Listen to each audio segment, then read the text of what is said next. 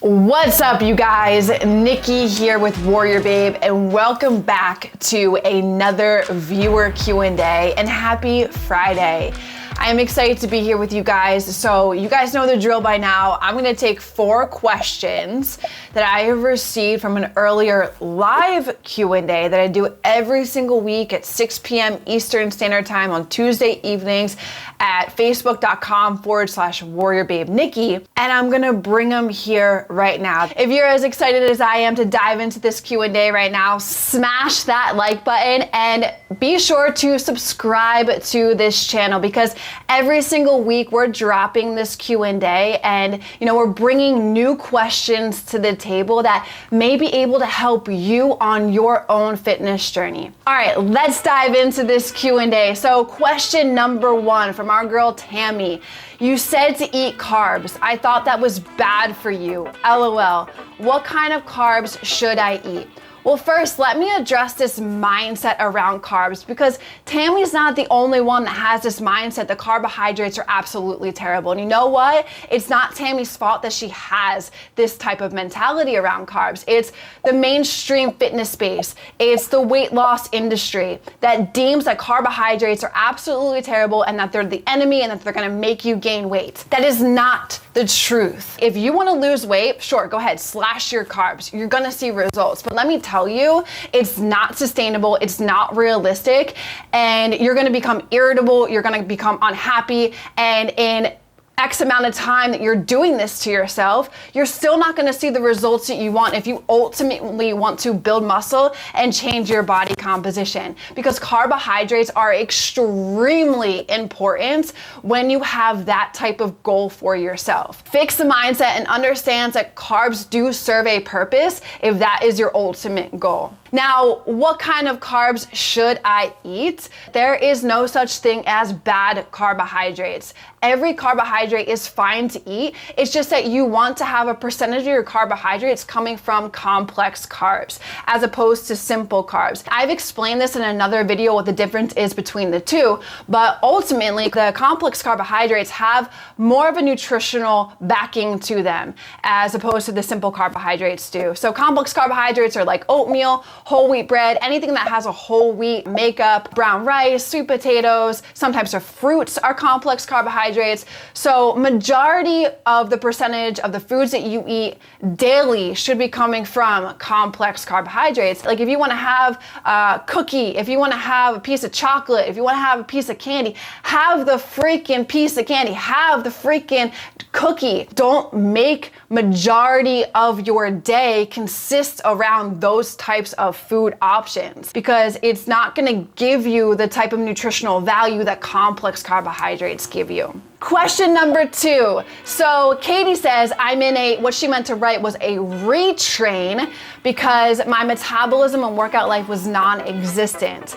How long do I stay in a retrain before going into a cut? Katie is a part of the WarriorBabe program. I can just tell by that terminology that she's using. And if you're unsure what WarriorBabe is or what our programs are all about, definitely check out the link in the description below. Now, let me first help you understand, if you have no idea what a retrain is, I'm going to speak to that right now. So retraining your metabolism is ultimately for people who have been a keto goer and have cut out macronutrients from their everyday nutritional routine, or they are somebody who is eating 1,200 calories when they should be eating way more. They're just not eating enough, or they're restricting themselves of eating the right amount of food that they should be eating. And at this point, those people that have been living their lifestyle that way are experiencing probably a lack in results because their metabolism is not working at the optimal speed that what it can do if it was given enough food. So it's pretty much just stalled out. People need to make sure that they get that metabolism back up to speed so that can work for them and not against them.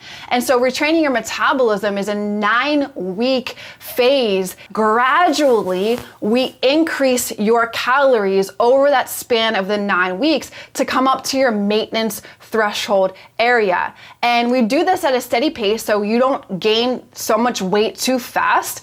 And we also make sure that your body and your metabolism are adapting to this new caloric and macro intake. And ultimately, when you get up to that maintenance level and you're eating around 2,000 calories, not only may you experience some amazing results physically, but mentally you're gonna be relieved of all of the symptoms that you were experiencing when you weren't eating enough or you cut out macronutrients. Ultimately, when you've done this the right way and those symptoms have been relieved and you're getting yourself up to eat 2,000 or more calories and your metabolism is working and it's revving and it's adapting, then that's ultimately a really good indicator that you're ready to go down into a cut. But you really want to make sure 9 weeks or even more, depending on how your metabolism needs to be repaired, that you do it the right way. Because again, in that short amount of time, it's going to serve you for the longevity of the results that you want to accomplish. All right, let's dive into question number 3. Tara, I'm about 16 to 70% body fat and want to shred for a big event in 8 weeks. Is it detrimental to my muscle to slowly decrease my calories to 1,300 calories over the next 8 weeks, then reverse diet afterwards? I'm currently eating 2,100 calories a day. As a coach, as a professional in this space, I would never, ever slash somebody's calories by 800 just because you have an event in 8 weeks and you need to see this ultimate huge transformation. Look, you're just sending yourself a reason to be placed into a retraining your metabolism and basically thrashing your metabolism if you do an 800 calorie drop after eating 2,100 calories for a long duration of time. You can still accomplish what you want to accomplish in an 8 week span, but you can do it in a way that you're not going to thrash your metabolism, and you can do it in slow, small increments over the 8 weeks. If your body has been at 2,100 calories for a long duration of time, that means your metabolism's already doing a great job sitting up that high. So you can drop it by 200 or 250 calories and with a proper macro breakdown. And I guarantee you, if you apply that consistently for a week or 2 weeks, you're putting yourself in a little bit of a deficit from what your body's used to. So you're bound to start seeing the results that you want to see. As you consistently stay at those calories and macros for 2 weeks and your body starting to adapt to it, then it's like, okay, hey, like I'm ready to make another calorie and macro adjustment. And you can do 250 at that point. You're already down 500 calories in a 4 week span. You still have 4 more weeks to go. Ultimately, you can still get to where you want to be without thrashing metabolism, just being a little bit more smart about the way you're approaching it and doing those less calorie and macro decreases over time. That's going to put you in caloric deficits and it's going to get you to the results that you want to see. You know, you have this event coming up. Don't start training for it at 8 weeks. If you want to see more results and do it at a slower, steady pace, start training at 12 weeks, start training at 16 weeks. Open up the window of time that you're giving yourself to see the results that you want to see. All right, so question number 4. What are good things to eat after heavy weightlifting? I work out 5 times a week. My recommendation and things that I've been using for years now is always have a protein and a carbohydrate in your post-workout meal. And my go-to is both First Form products, their Vegan Power Pro protein powder, say that 10 times fast, and then their Ignition fast-acting carbohydrate I use as my carbohydrate source.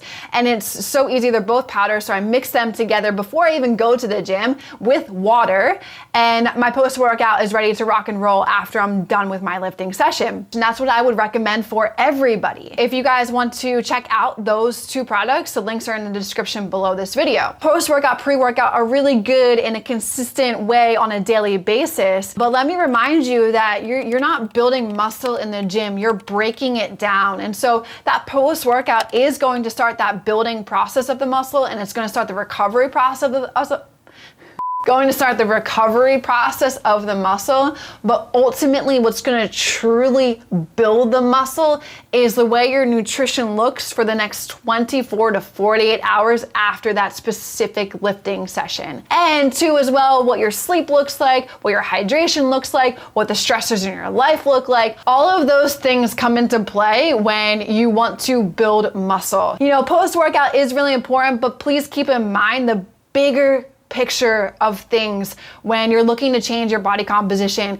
It's the way your nutrition is played out for the next 24 to 48 hours after that training session. And that wraps up our Q&A for today, and I had tons of fun providing you guys those answers. So I hope that you found value. I hope that you found clarity and some understanding if maybe one of these questions pertain to you and your own fitness journey. You know, whether you need to fix your mindset around carbohydrates, understand that they are really good if your ultimate goal is to build muscle and change your body composition, or you're somebody who needs to retrain your metabolism so that it can work for you and instead of against you, or you're somebody who needs to understand how to go about a cut the right way and not slash your calories by 800 calories in one sitting, or just understanding more in depth around your post-workout and how the rest of the 24 to 48 hours after your lifting session is also the most important for the bigger picture of building muscle. And be sure to subscribe to this channel because every single week we're dropping Q&As like this. And who knows, next week, 4 questions, one of those could be something that you specifically need to hear that's gonna help you in your own fitness journey. If you guys wanna learn more nutritional information for your own individual needs or some workout guidance for your own body type and understanding what's gonna help you get the results that you want, head over to WarriorBabe.com. There's tons of free resources within those specific categories of mindset, macros, and workouts that can help you on your current fitness journey and also to help you get results that last forever. All right, you guys, I'll see you in next week's video.